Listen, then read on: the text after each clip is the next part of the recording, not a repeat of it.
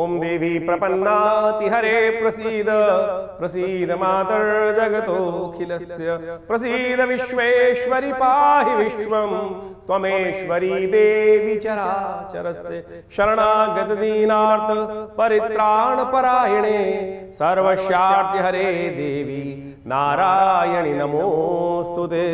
27 तारीख शुक्रवार का अवसर, नौमी तिथि विद्यमान है, महानवमी का योग है। और ऐसे में ये महानवमी का योग आपकी राशि के दृष्टिकोण से जो योगा योग बना रहा है, विनम्र होकर माँ भगवती का यदि आशीर्वाद आज मिल गया और उस पूजन के साथ साथ घर के बड़े बुजुर्गों का आशीर्वाद आप पूरी तरह से लेने का प्रयास करेंगे तो ना तो आपका राहु कुछ बिगाड़ पाएगा, ना शनि बिगाड़ पाएगा कुछ। ऐसा योग अद्भुत रक्षा कवच प्राप्त करने का योग इस दिन बन सकता है आपकी राशि के दृष्टिकोण से। ये सोचे, बड़ा सुंदर योग बन रहा है आपकी राशि में। इस वक्त चंद्रमा के साथ सुबह सुबह सूर्योदय के समय में बृहस्पति विराजमान है और फिर चंद्रमा आपके धन भाव में जाते दिखाई दे रहे हैं और वहाँ स्वग्रही होकर आपकी राशि में आशीर्वाद देने का सुंदर योग बना रहे हैं आपके लिए। इसलिए कोशिश ये करें, आज के दिन माँ भगवती का सुंदर ध्यान करें, खीर का भोग उनको लगाएं, प्रसाद रूप में अपने बड़ों से वो खीर का भोग स्वयं लेने का प्रयास करें और बड़े बुजुर्गों का आशीर्वाद लेने का प्रयास करना। देखिएगा आपके वारे न्यारे होने के योग बहुत अद्भुत रूप से बनेंगे। इस दिन विशेष तौर पर आश्रम पे बहुत बड़े कार्यक्रम है। 27 तारीख को महानवमी का सुंदर पर्व है। जैसा हमने कहा, विवेकानंद योगाश्रम में नवमी के माँ भगवती का सुंदर श्री विग्रह विराजमान है, जो 1947 में मुल्तान से 500 साल पुरानी प्रतिमा भगवती की हमारे आश्रम पे पदार्पण करी। पत्थर चल के स्वयं आते हैं। सोचिए, माँ भगवती का स्वयं पदार्पण कहाँ, मुल्तान से किस प्रकार की स्थिति से निकाल कर लाई गई मूर्ति भगवती की, सिद्ध मूर्ति भगवती की, और वहाँ आज ये विवेकानंद योगाश्रम में प्रतिष्ठित है दिल्ली में, और उनके अलौकिक दर्शन करने का सुंदर योग है। कहा जाता है महानवमी के दिन जो इनका दर्शन करते हैं, इनके समक्ष बैठ के यज्ञ करते हैं, उनके जीवन में समस्त विघ्नों को दूर करने का आशीर्वाद माँ भगवती से स्वयं मिल जाता है। तो आइए इस महानवमी के अवसर पर आप स्वयं यज्ञ में सम्मिलित हों। शाम को 5 बजे से यज्ञ पूजन आरंभ होगा, भंडारा रहेगा विशाल, और माँ भगवती की कृपा से समस्त अनिष्टों को दूर करने का योग अद्भुत रूप से बन जाता है। ये दिव्य भगवती का श्री विग्रह जो विवेकानंद योगाश्रम में विराजमान है, यहाँ पर नित्य करीब करीब 8 घंटे का यज्ञ चलता है और संपूर्ण दुर्गा सप्तशती में सहस्त्र चंडी का कार्यक्रम भी लगा रहता है। इस बार करीब करीब 1000 पाठ, जी हाँ, करीब करीब 1000 से ज़्यादा पाठ यहाँ किए गए यज्ञ के यज्ञात्मक तौर पर, और उसका अद्भुत प्रभाव है। कम से कम पूर्णाहुति पर आप सब यदि उसी यज्ञ में आकर आहुति देंगे तो उस यज्ञ के महान पुण्य के आप विशेष तौर पर सहायक बन पाएंगे, उसी का पुण्य आपको प्राप्त करने के योग बन जाते हैं। वैसे तो शास्त्र कहता है अनाहुतु अध्वर ब्रजेत, यज्ञ में तो बिना बुलाए भी जाना चाहिए। हम तो आपको सादर आमंत्रित कर रहे हैं माँ भगवती के इस सुंदर कार्यक्रम में, जिसमें माँ भगवती का सुंदर दर्शन भी आपको मिलेगा और यज्ञ में सम्मिलित होने का अवसर मिल रहा है। दुर्गा सप्तशती के संपूर्ण 700 मंत्रों का यज्ञ पूर्ण रूप से जो पूर्ण नवरात्र चला है, उसमें कम से कम पूर्णाहुति के दिन पर आप सब परिवार अवश्य बैठने का प्रयास कीजिए। माँ भगवती का एक बार हल्का सानिध्य लेने का प्रयास तो कीजिए। और देखिएगा माँ भगवती की कृपा से अपने आप ऐसी ऐसी घटनाएं हमने आश्रम में देखी हैं जो अद्भुत रूप से कही जाती हैं। आप मान के चले माँ भगवती की कृपा से कैसे कैसे कष्ट लोगों के जीवन में दूर हुए हैं। आप सब उनके अनुभव भी यहाँ साझा कर सकते हैं, आके देख सकते हैं। उनके दर्शन स्वयं ही सब कुछ कहते हैं। आपको कहने की आवश्यकता, किसी को जब बहुत ज़्यादा कहने की आवश्यकता नहीं पड़ेगी, लेकिन माँ भगवती का प्रताप गाने का योग है। माँ भगवती का प्रताप जितना गाएंगे ना, उतना आशीर्वाद उनका सुंदर रूप से मिलेगा, विश्वास जागेगा, और जहाँ विश्वास अडिग हो जाता है, भगवती कृपा होने में देर नहीं लगती। तो आइए इस नवरात्र के महानवमी के अवसर पर 27 तारीख को वहाँ दिव्य यज्ञ में, दुर्गा सप्तशती के दिव्य यज्ञ में, जो शाम को 5 बजे से पूजन के साथ आरंभ होगा, उसके बाद दुर्गा सप्तशती का यज्ञ होगा, फिर विशाल भंडारे का सुंदर आयोजन रहेगा, कन्या पूजन की व्यवस्था रहेगी, और साथ साथ संपूर्ण रूप से लोग आके प्रसाद भंडारे इत्यादि में अपने सम्मिलित हों। माँ भगवती की कृपा से अनेक कष्टों का दूर करने का योग भी आपकी राशि में बने ईश्वर की कृपा से। और इस दिन सुंदर योग एक और भी है, ये नवमी है, महानवमी है, और चैत्र की नवमी के दिन रामचरितमानस की जयंती भी मानी जाती है। तुलसी बाबा ने इसी योग में आज से 500 साल पहले जब रामचरितमानस लिखनी जयंती मानी आरंभ करी, तो वही योग था, वही बिल्कुल ग्रह थे जैसे भगवान राम की जन्मपत्री में थे। जी हाँ, जैसे भगवान राम की जन्मपत्री में योग बने हुए, कहा जाता है उस दिन रामचरितमानस जब जयंती के रूप में बनी तो वही ग्रहों का योग था। तो ये बड़ा सुंदर योग है, इसलिए बड़े हर्षोल्लास से लोग ध्यान नहीं कर पाते। जो तुलसी बाबा ने घर घर में रामचरितमानस पहुंचाई, तो वो इसी सुंदर योग से आरंभ होकर आज घर घर में उस रामचरितमानस का पाठ किया जाता है, राम को अपने जीवन में उतारने का प्रयास किया जाता है। ये तारक मंत्र जो है, केवल राम नाम जो है वो तारक मंत्र है, और इस संसार में इससे बड़ा कोई मंत्र नहीं हो सकता। जिस मंत्र को स्वयं शंभु जपते हैं, जिस मंत्र को स्वयं जो नारद इत्यादि हैं वही स्मरण करते हैं, संपूर्ण रूप से कल्याण करने वाला मंत्र है, तो इसको नित्यपति अहर्निश आप जपने का प्रयास करें। आपके समस्त कष्ट दूर होंगे। माँ भगवती की कृपा से, भगवान की कृपा से आपके समस्त अनिष्टों को दूर करने का योग अद्भुत रूप से बन जाएगा। राम नाम अद्भुत रूप से इस संसार में, इस कलयुग में यही नाम कल्याण करने वाला है, यही नाम तारने वाला है, और समस्त ग्रहों के अनिष्ट को भी यही नाम दूर करने वाला है। मिथुन राशि वालों के लिए 28 तारीख की ग्रहगणना जो है वो आपके लिए किस प्रकार के योग बना रही है वो समझ लीजिए। शुक्र शनिवार का अवसर, दशमी तिथि विद्यमान है, धर्मराज दशमी का सुंदर योग बन रहा है। ये बड़ा कल्याणकारी योग बनता है आपकी राशि के दृष्टिकोण से। ऐसे में ग्रहों का योग थोड़ा खर्चा अधिक कराता है, लेकिन फिर भी आपके लिए ग्रह योग कहीं ना कहीं धर्मयुक्त यदि आप रहेंगे। ध्यान रखना, इन दिनों आपकी राशि में बड़ा विचित्र प्रकार का योग बन रहा है। यदि आपकी आस्था धर्मपरायण रहेंगी तो लाभ ही लाभ, और धर्म से विमुख होगे तो कहीं ना कहीं नुकसान ही नुकसान के योग बनते दिखाई देंगे। तो बहुत ज़्यादा एक्सपेरिमेंट करने की ज़रूरत नहीं है, धर्मयुक्त कार्य करने का प्रयास करो, धर्मराज आपके साथ रहेंगे। धर्मयुक्त कार्य करने से चीज़ें आपके पक्ष में जाती दिखाई दे रही हैं। शनि इन दिनों बड़ी विचित्र अवस्था में चल रहे हैं आपकी राशि में, अस्त तो हैं लेकिन फिर भी कहीं ना कहीं सम्मान पर बार बार झटके से दाग लगाने का प्रयास कर सकते हैं। तो ऐसे में ज्ञानवान लोगों के साथ, बुद्धिमान लोगों के साथ, बड़े लोगों के साथ, जिनका अच्छा कैरेक्टर है, उनके साथ आपको रहने का प्रयास करना चाहिए। गलत लोगों की संगत कहीं ना कहीं गलत कारणों में आपको फंसा सकती है, ऐसा आपको विशेष तौर पर ध्यान रखते हुए कार्य करने की ज़रूरत है। गलत लोगों के साथ यदि फंसोगे तो कहीं ना कहीं परेशानी में योग बन जाएंगे। 29 तारीख का दिन रविवार का अवसर है, एकादशी तिथि विद्यमान है, और इस दिन ग्रह नक्षत्रों के दृष्टिकोण से देखें परिवर्तन का योग भी आपकी राशि में बनता दिखाई दे रहा है। केतु इस दिन आप एक विशेष परिवर्तन करते दिखाई दे रहे हैं, अपने ही नक्षत्र में प्रवेश करते दिखाई दे रहे हैं, और ऐसे में आपकी राशि के दृष्टिकोण से अच्छा परिवर्तन का योग बनता दिखाई दे रहा है। ये परिवर्तन ऐसा है कि आपको इसका रात गई बात गई, इस बात का ध्यान रखना। यदि आप पुरानी बातों को याद कर कर उस पुराने जंजालों में फंसते हुए कार्य करने का प्रयास करोगे तो आगे तरक्की नहीं कर पाओगे, भूलना पड़ेगा। इस बात को ध्यान रखते हुए कार्य करने का प्रयास करना, और पुराने लोगों के साथ, पुराने गलत लोगों के साथ जिनका अनुभव आपके साथ गलत रहा है, उनके साथ फंस कर ही काम करोगे तो कहीं ना कहीं फंस जाओगे। किसी ने आपका अपमान किया था, कुछ ना किया था, उनकी बातों को सोचकर यदि आज उसी भाव में रखोगे तो कहीं ना कहीं आपके लिए इस समय बर्बाद करने का अवसर बनता दिखाई दे रहा है। तो अब इस बात का ध्यान रख लो, आने वाले 3-4 महीने एक नए चीज़ तरीके से सोच कर काम करने का आरंभ करना है आपको, तो आपके लिए हानि होगी। एक बात ध्यान रखना, आपकी राशि में इस प्रकार का योग बन रहा है, दूसरों की हाँ में बहुत ज़्यादा हाँ मिलाने की ज़रूरत नहीं है। आपका अपना सुझाव, बृहस्पति इतना बढ़िया योग बनाकर बैठा है आपकी राशि में कि आपका सोचा हुआ विचार कतई गलत नहीं है। तो अननेसेसरी ये ऐसी बातें ना करें कि दूसरों की बातों में हाँ मिलाकर ज़बरदस्ती अपना नुकसान कराओ। जो सही सोच रहे हो, सही मार्ग है, उसमें चलने का प्रयास करो, तो बिल्कुल आपकी विजय का योग अद्भुत बनता दिखाई दे रहा है। इस दिन कामदा एकादशी, जो कामनाओं को पूर्ण करने वाली एकादशी है, वर्ष की पहली एकादशी, नव संवत की पहली एकादशी है। भगवान विष्णु का सुंदर स्तवन करें, उनका पूजन करें, व्रत करें। देखिए, व्रत साधना से आपकी राशि के दृष्टिकोण से दिखाई देता है कि धर्मयुक्त व्रत करना, धर्म के प्रति आस्था जगाना है। व्रत का मतलब है सत्य का पालन करने का व्रत लेना, और अपने शरीर का भी ध्यान रखना। और इस दिन यदि एकादशी, पहली एकादशी के दिन सुंदर रूप से व्रत करके कामनाओं की जो भी कामना करोगे उनको पूर्ति का योग बहुत सुंदर रूप से आपकी राशि बनता दिखाई दे रहा है। 30 तारीख सोमवार का अवसर, द्वादशी तिथि विद्यमान है, और द्वादशी के साथ साथ त्रयोदशी का सुंदर योग जो बन रहा है वो वर्ष का पहला सोम प्रदोष का योग बना रहा है। राशि के दृष्टिकोण से यदि देखा जाए तो आपकी राशि के दृष्टिकोण से पराक्रम और शौर्य दिखाने का अद्भुत योग बनता दिखाई दे रहा है। तो शौर्य का, समय का सदुपयोग करते हुए कार्य करने का प्रयास कीजिएगा। गलत लोगों की संगत से बचने का आपको प्रयास करना है। इस समय कहीं ना कहीं कोई ना कोई आपके समय को बर्बाद करने के लिए कोई जाल बुनता दिखाई दे रहा है। अपने काम के सहयोग के लिए आपके कंधे का इस्तेमाल करता दिखाई दे रहा है।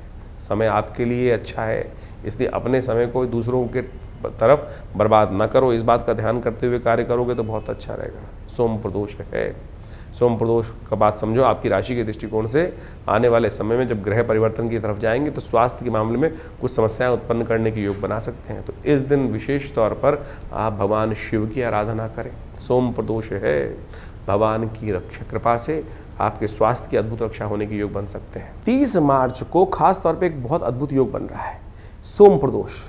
वर्ष का पहला जो सोम प्रदोष का योग बन गया, संवत का पहला सोम प्रदोष योग। और समझे आगे आने वाली ग्रह स्थिति बड़ी विचित्र है, बहुत विचित्र है। इसमें क्या होने वाला है विशेष तौर पर ध्यान रखो। इस समय में शनि मंगल के टकराव की स्थिति बन के तैयार होने वाली है। उपद्रव के योग कहीं ना कहीं बनने वाले हैं। स्वास्थ्य पर कहीं ना कहीं विश्व के दृष्टिकोण से ये युद्ध के प्रभाव से कहीं ना कहीं भयंकर योग बन सकता है। और इस वक्त रुद्र का नाम का जो संवत आरंभ हो गया है वो कहीं ना कहीं प्रलंकारी है। इस बात को आपको कहीं ना कहीं नज़रअंदाज नहीं करना चाहिए। विस्फोटक योग बन रहा है, और तो और कई प्रकार की बीमारियां भी, कई प्रकार के विस्फोट भी, कहीं ना कहीं कोई बड़े हमलों का योग भी बनता दिखाई दे रहा है। और ये कहीं ना कहीं बड़े भयंकर विस्फोटों का योग भी कहीं ना कहीं विश्व में उत्पन्न कर सकता है। राज्यों में द्वेष उत्पन्न करने का योग कहीं ना कहीं बना सकता है। ऐसे में सबका स्वास्थ्य ठीक रहे, माँ भगवान शंकर की कृपा और हमारे जो कर्म है उसके अनुसार से हमें प्रभाव प्राप्त होता है। शास्त्र कहता है भावी मेट सके त्रिपुरारी। हाँ, भगवान शंकर की कृपा से हमारे द्वारा कहीं ना कोई दुष्कर्म हो जाते हैं, उनको भी भगवान शंकर मेट देते हैं। मार्कंडे के जीवन में आयु नहीं थी, भगवान शंकर की कृपा से ही, जब भगवान शंकर की कृपा हुई तभी वो आयुष्मान योग बना उनके लिए, तभी वो अमर हुए। अश्वत्थामा बद्रीव्यास हनुमानश्च विभीषण कृपा परशुरामस्य मार्कंडे च अष्टमा। ये भगवान शंकर की कृपा से ही मार्कंडे अजर अमर हो गए। तो आप भी इस दिन सुंदर, इस वर्ष के पहले प्रदोष पर, सोम प्रदोष पर कोशिश करें भगवान शंकर का स्तवन करें। हम विवेकानंद योगाश्रम में इस सुंदर तिथि पर रुद्राभिषेक का सुंदर कार्यक्रम रख रहे हैं। शाम को एक कार्यक्रम रहेगा रुद्राभिषेक का, तो आप स्वयं इसमें भाग लें, इसमें स्वयं में बैठें, रुद्राभिषेक पे बैठ सकते हैं। भगवान शंकर का रुद्र अष्टाध्यायी के द्वारा सुंदर रूप से पाठ रहेगा। माँ भगवान की कृपा से समस्त अनिष्टों को दूर करने का योग रहेगा। साथ साथ में रुद्र यज्ञ भी इसमें रखा जाएगा। तो आप सब इसमें सुंदर रूप से, दिव्य रूप से सम्मिलित हो। माँ भगवान की कृपा से अनेक कष्टों को दूर करने का योग, भगवान के इस आशीर्वाद, इस अनुष्ठान से अवश्य प्राप्त होने के योग बन जाते हैं। और प्रदोष का समय शाम का रहता है, दोष रहित, समस्त अनिष्टों को दूर करने वाला। कहा जाता है भगवान शंकर पार्वती के साथ, गणों के साथ त्रिशूल लेकर पूरे संसार का भ्रमण करते हैं। और जो उस प्रदोष काल में, प्रदोष काल कब होता है? प्रदोष काल होता है विशेष तौर पर जब दो संधि समय आपस में मिल रहे हों। सूर्य अस्त होने के बाद करीब करीब 2 घड़ी का समय, करीब करीब 48 मिनट का जो समय है, ये प्रदोष काल शुद्ध रूप से रहेगा। इस समय बैठ जाएं जहाँ पर भी हों, चलिए ध्यान में आप यज्ञ कर लीजिए। अगर कोई किसी प्रकार से व्यवस्था नहीं बन पा रही है रुद्राभिषेक इत्यादि करने के, मंदिर में जाने की, तो आँख बंद करके थोड़ी देर बैठ जाएं और सोचें कि आप गंगा के पावन तट पर पहुँच गए हैं। वहाँ गंगा की कलकल धारा चल रही है और वहीं एक भगवान शंकर का दिव्य ज्योतिर्लिंग स्थापित है और आप उसको ध्यान में ही, यज्ञ का ध्यान में ही उसका जो अनुष्ठान कर रहे हैं, ध्यान में ही आप अभिषेक कर रहे हैं। कहा गया है ना, आत्मा तुम गिरजामती सहचरा प्राणा शरीरम ग्रह पूजा ते विषयोग भोग रचना निद्रा समाधि स्थिति। तो यही स्थिति मानस पूजा जो है ना, वही सबसे श्रेष्ठ है, 1 लाख गुना ज़्यादा प्रभाव उत्पन्न करती है। तो ये समझें कि आप मानस पूजा में यदि भगवान का ध्यान करते हैं तो 1 लाख गुना ज़्यादा प्रभाव आपके लिए वो जो समय उत्पन्न कर देता है। यही तो वो टाइम होल है जिसकी गणना हम शुरू में बता रहे थे आपको कि छोटा सा कर्म कैसे आपके पुण्यों को उदय करने का अद्भुत योग बनाता है, कैसे आपके दुष्कर्मों को समाप्त कर देता है। लाख दुष्कर्म एक छोटे से कर्म से ठीक हो जाते हैं। शास्त्र में कहा गया सप्त जन्म कृतम पापम स्मरणेन विनश्यति। यही छोटा सा सिद्धांत तो है। इसी संध्या इसी प्रदोष काल में समस्त दोषों को क्षय करने वाला काल, समस्त दोषों से रहित काल और पुण्यों का उदय करने वाला यही प्रदोष काल जो है, इसका लाभ अवश्य लेने का प्रयास कीजिए, बड़ा श्रेष्ठ रहेगा। मिथुन राशि वालों के लिए अब 31 तारीख की ग्रह गणना जो बता रही है वो भी जान लीजिए। मंगलवार का अवसर है, त्रयोदशी तिथि विद्यमान है और ऐसे में कन्या राशि में चंद्रमा का प्रवेश होने का योग बनता दिखाई दे रहा है। ग्रह परिवर्तन की तरफ जा रहे हैं। स्वास्थ्य के प्रति थोड़ा ध्यान रखना पड़ेगा। तो मिथुन राशि वालों, आपकी दूसरी राशि पर आगे बढ़ते हुए चंद्रमा जब प्रवेश करेंगे तो आने वाले 2-3 दिन में स्वास्थ्य का विशेष तौर पर ध्यान रखते हुए कार्य करना चाहिए आपको। स्वास्थ्य का ध्यान रखते हुए विशेष तौर पर आने वाले समय में मंगल शनि का टकराव आपकी राशि में जिस तरह से हो रहा है वो कहीं ना कहीं द्वंद्वात्मक स्थिति को उत्पन्न करने की योग बना सकता है। द्वंद्व से बचो, झगड़ों से बचते हुए कार्य करने का प्रयास करो। पहले से ही ऐसी स्थिति बना के रखो कि द्वंद्व में नहीं फंसता है, कभी किसी की बातों में आकर कोई कार्य नहीं करना है। इस बात का ध्यान रखते हुए कार्य करोगे तो बहुत अच्छा रहेगा। इस दिन मंगलवार है, महावीर जयंती है, सुंदर रूप से भगवान महावीर का ध्यान करते हुए उनका पूजन करें, संतोष मन में उदय होगा, कल्याण का योग बनेगा। नव संवत आरंभ हो चुका है। भारतीय नव संवत जो चैत्र की प्रतिपदा से आरंभ होता है और भारतीय ज्योतिष गणना के अनुसार से समय को पहचान कर समय के अनुसार से किस प्रकार का प्रभाव उत्पन्न करने वाला है समय, ये वास्तविक तौर पर हर व्यक्ति को जान लेना चाहिए। इस बार रुद्र नाम का संवत आरंभ हुआ है और साथ साथ जो आरंभ भी हो रहा हुआ है वो विशेष तौर पर क्षय तिथि पर आरंभ हुआ है। क्षय तिथि यानी अमावस्या जो है वो केवल कुछ ही देर के लिए विद्यमान रहेगी उदय तिथि के बाद। उसके बाद अगले दिन के सूर्योदय से पहले अधिकतर समय में वो जो प्रतिपदा है वो क्षय हो जाएगी। तो ऐसे में क्षय तिथि बृहस्पतिवार के दिन जो नव संवत आरंभ हो रहा है, जिसके कारण से बृहस्पति राजा हो गए, तो कहा जाता है कि ज्योतिषी गणनाओं के अनुसार से रुद्र नाम का संवत प्रलयंकारी माना जाता है। और ऐसे में साथ में बृहस्पति जिस वर्ष के राजा हो जाते हैं, तो ऐसे में कहा जाता है कि प्रजा के लिए थोड़े कष्ट के योग बन जाते हैं। जो लोग राज अधिकारी होते हैं वो अपने अनुसार ही जो निर्णय लेते हैं और वो कई बार प्रजा पे भारी पड़ते हैं, उसके कारण से प्रजा में रोष हो जाता है और प्रजा की शायद सुनी भी नहीं जाती है। और जिस प्रकार से रुद्र नाम का संवत है वो प्रलयंकारी है और विश्व में युद्ध के इस वक्त जो स्थिति मची हुई है उसमें कहीं भी कोई राहत मिलती नहीं दिखाई दे रही। इसके साथ साथ इस समय में मंगल का उदय होना और साथ साथ अभी आने वाले कुछ समय में शनि का भी उदय हो जाना, ये एक, और साथ साथ शनि और मंगल का एक राशि पर चलना, उसके बाद कई प्रकार के विचित्र प्रकार के योग बनना। शनि और विशेष तौर पे आप समझें सूर्य एक साथ चल रहे हैं, मंगल राहु बुध की युति चल रही है, ये कहीं ना कहीं विश्व में कष्ट देने के योग साफ साफ बनाती दिखाई दे रही है। और इसमें जिस प्रकार की भयावह स्थिति दिखाई देती है पूरे, और इस बृहस्पतिवार जो चैत्र का महीना है इसमें जो योग बन रहा है, 5 बृहस्पतिवार का भी योग बन रहा है, ये कहीं ना कहीं प्रजा को कहीं ना कहीं कष्ट प्राप्ति के संकेत मिलते हैं। और राज्य लोगों को, जो राज्य अधिकारी लोग हैं, राजा लोग हैं, जो कहीं ना कहीं हर देश के कहीं ना कहीं राजा बने हुए हैं, उन सबको भी इस बात को समझना चाहिए। आजकल अहंकार हर व्यक्ति के ऊपर इस प्रकार से आच्छादित हो गया है, वो केवल अपनी अपनी सोच रहे हैं, अपने अहंकार की पूर्ति करने की तरफ चले जा रहे हैं। ये समय का प्रभाव है।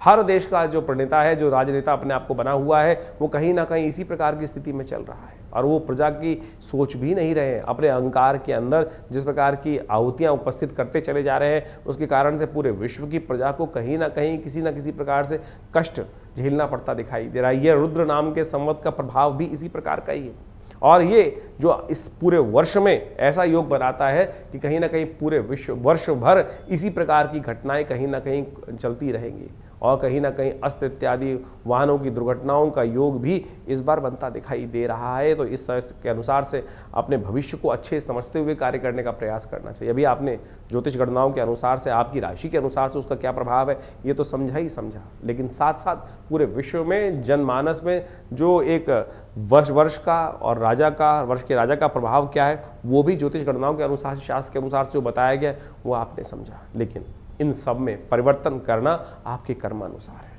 देखिए कैसी ही विकट स्थिति बन जाए, लेकिन हम सबको अपने भाग्य अनुसार ही प्रभाव बनता है। ऐसा कभी नहीं होता है कि यदि कोई ना कोई कष्ट का समय पूरे सबके लिए चल रहा है तो सारे ही कष्ट में रहेंगे।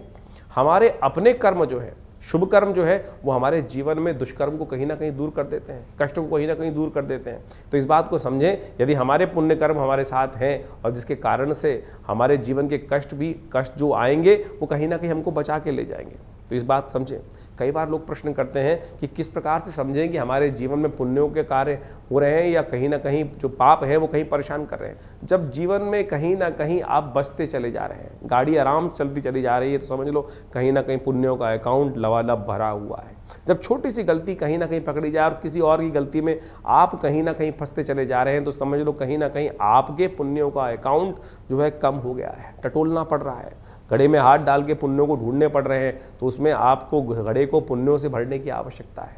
तो कोशिश ये करें, ये नवरात्र इत्यादि शुभ तिथियां जो कुछ भी आती हैं, किसी को दान करना, किसी को पुण्य करना, किसी का अच्छा करना, अच्छा भावना अपने मनो मस्तिष्क में रखना, ये सब पुण्य बढ़ाती हैं।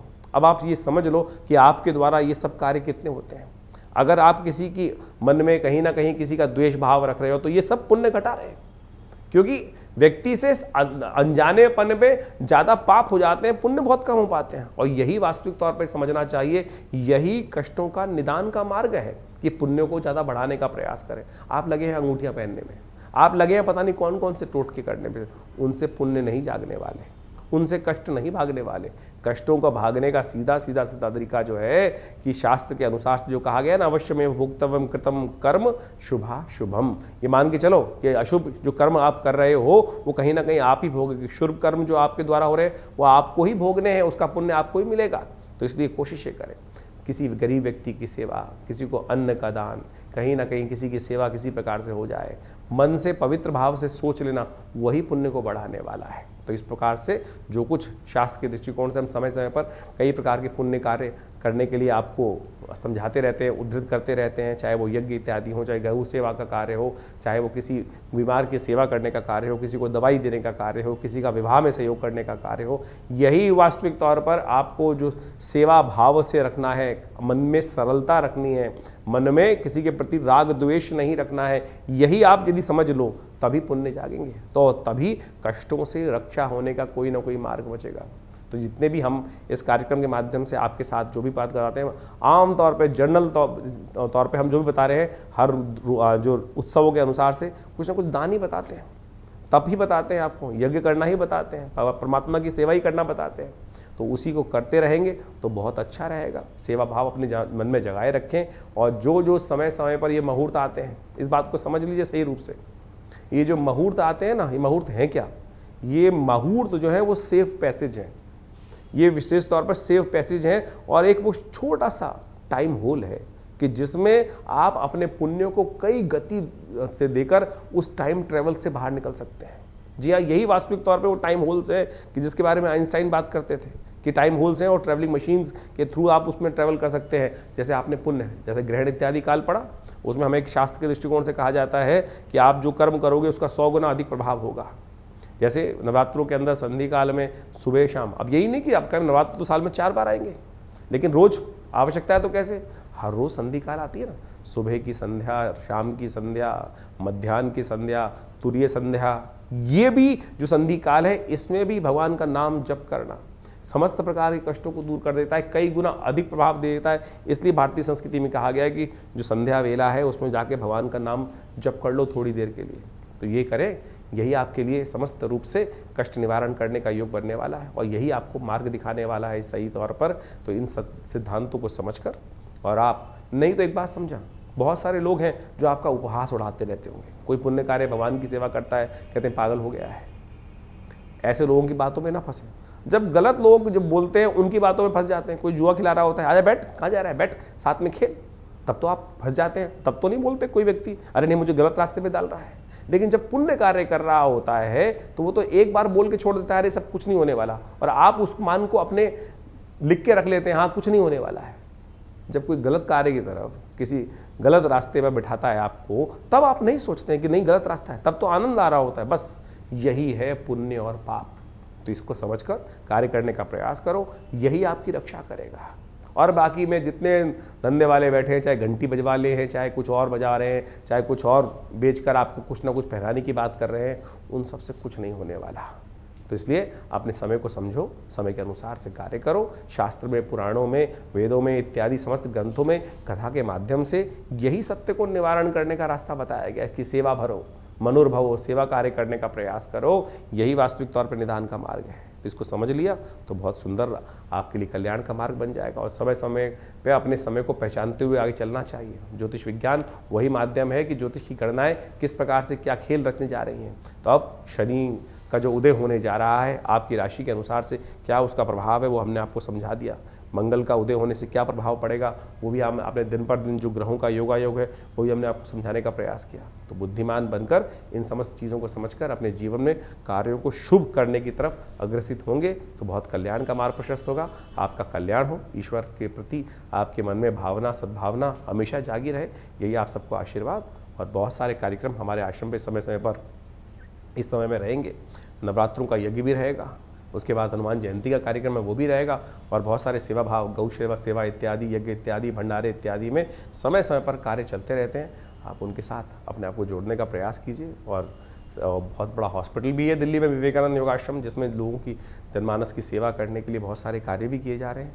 आप उसमें जुड़ सकते हैं। धन्यवाद, नमस्कार।